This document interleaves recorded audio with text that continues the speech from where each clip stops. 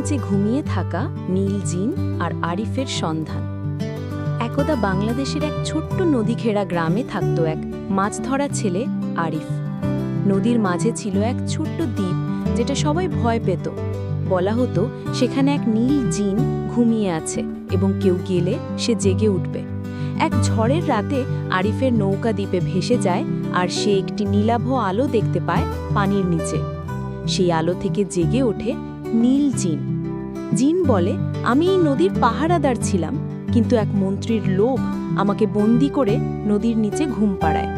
আরিফ সাহস করে তাকে সাহায্য করার সিদ্ধান্ত নেয়।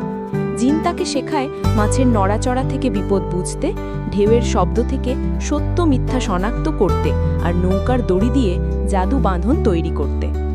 আরিফ একদিন সেই মন্ত্রীর বংশধর এক বড় নৌকা মালিককে চ্যালেঞ্জ করে, যিনি গ্রামবাসীর সব মাছ ধরে নিয়ে যেতেন।